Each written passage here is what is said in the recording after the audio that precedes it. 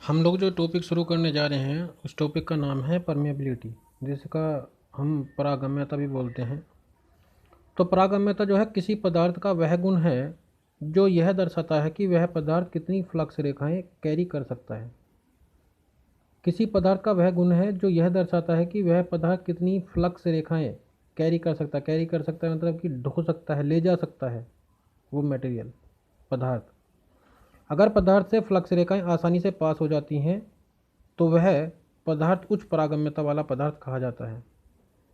ठीक है, अगर उस मटेरियल से जो है जो फोर्स लाइन है इजीली पास हो जा रही हैं, अगर पदार्थ से फ्लक्स रेखाएं इजीली पास हो जा रही हैं तो उसकी हमारी होती परमेबिलिटी वो बहुत ज़्यादा हाई होती है।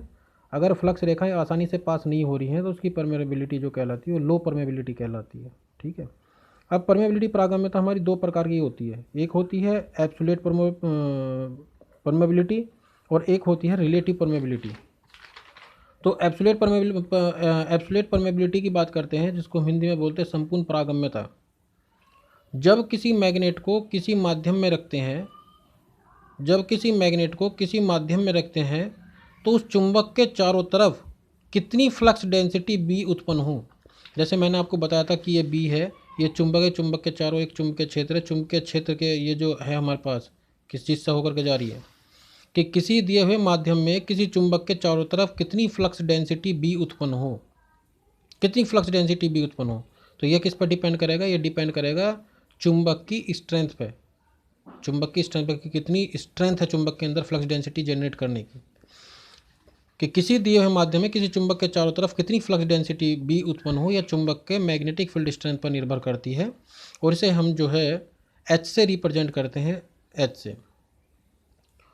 तो मैग्नेटिक फील्ड डेंसिटी बी तथा मैग्नेटिक फील्ड स्ट्रेंथ एच के अनुपात को संपूर्ण पारगम्यता कहते हैं, यानी कि एब्सोल्यूट परमेबिलिटी कहते हैं।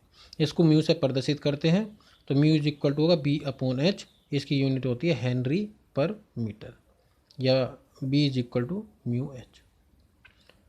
ये तो ही किसी माध्यम में, मान लीजिए कोई शीशा है, गिलास है, या कोई और दूसरा मीडियम है। अगर बात करते हैं हम परमेबिलिटी इन फ्री स्पेस और वैक्यूम की, कहीं खाली जगह पे या वैक्यूम पे, निर्वात में, अगर खाली जगह या किसी निर्वात में अगर किसी मैग्नेट को रखें तो उस माध्यम में, खाली जगह निर्वात में, वो कितनी फ्लक्स डेंसिटी जनरेट कर सकती है, ये किस पर डिपेंड करेगा, मैग्नेट के स्ट्रेंथ पर। स्ट्रेंथ वही रहेगी लेकिन अब मीडियम चेंज कर दिया है, हवा या वैक्यूम में हम देख रहे हैं। तो उसको हम रिप्रेजेंट करते हैं किससे, उसको हम रिप्रेजेंट करते हैं म्यू जीरो से। ठीक है, खाली जगह की जो फ्लक्स डेंसिटी है उसको जो रिप्रेजेंट कर रहे हैं बी जीरो से। तो mu zero equal to B zero upon H. ठीक है, यानी कि हम ये भी कह सकते हैं कि जिस माध्यम में वह चुंबक रखी गई है, अगर वह माध्यम हवा या निर्वात हो या फ्लक्स हो, तो फ्लक्स डेंसिटी बी जीरो तथा मैग्नेटिक फील्ड स्ट्रेंथ एच के अनुपात को उस खाली जगह या हवा का निर्वात की पारगम्यता कहते हैं। इसे म्यू जीरो से प्रदर्शित करते हैं, और mu zero is equal to B zero upon H in vacuum और एयर। अब बात आती है हमारे पास रिलेटिव परमेबिलिटी की। रिलेटिव परमेबिलिटी क्या होती है?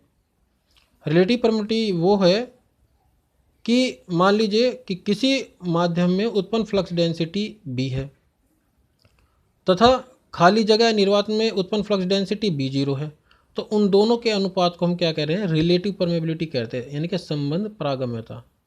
ठीक, यानी कि किसी माध्यम में उत्पन्न फ्लक्स डेंसिटी बी, या हवा या एयर में उत्पन्न फ्लक्स डेंसिटी बी जीरो के अनुपात को हम क्या कह रहे हैं, रिलेटिव परमेबिलिटी कह रहे हैं। उसको रिप्रेजेंट करते हैं म्यू आर से, और mu R is equal to होता है B zero upon B zero, where H is same. Strength तो मैग्नेट की सेम ही रहेगी।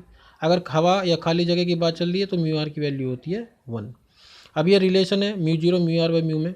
हम जानते हैं कि mu equal to B upon H किसी माध्यम में होता है ये relation, mu zero is equal to B zero upon air या वैक्यूम में होता है।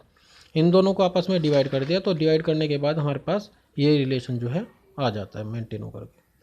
फिर इसके बाद आ जाती है एक मैग्नेटोमोटिव फोर्स एमएमएफ की। मैंने आपको बताया था कि किसी इलेक्ट्रिक सर्किट में जो करंट फ्लो होती है इलेक्ट्रॉन के कारण, और जो इन इलेक्ट्रॉन को जो मूवमेंट कराता है, जो उन इलेक्ट्रॉन को आगे बढ़ाने के लिए जो फोर्स लगता है, वो फोर्स किसके कारण लगता है, ईएमएफ की वजह से, जिसे हम बोलते हैं इलेक्ट्रोमोटिव फोर्स। सिमिलरली इसी प्रकार मैग्नेटिक सर्किट में जो फ्लक्स होता है उस फ्लक्स को उत्पन्न कराने के लिए या उस फ्लक्स को आगे बढ़ाने के लिए जो है हमें एक फोर्स की ज़रूरत पड़ती है। उस फोर्स को बोलते हैं MMF, मैग्नेटोमोटिव फोर्स, चुंबकत्व बल। ठीक है, फ्लक्स को उत्पन्न या आगे बढ़ाने के लिए हमें MMF की ज़रूरत पड़ती है, जिसे हम बोलते हैं मैग्नेटोमोटिव फोर्स। इसका फॉर्मूला होता है MF equal to NI, ampere turn, ये इसकी यूनिट होती है एम्पियर टर्न। ठीक है, बाकी का नेक्स्ट लेक्चर में डिस्कस करेंगे। Thank you.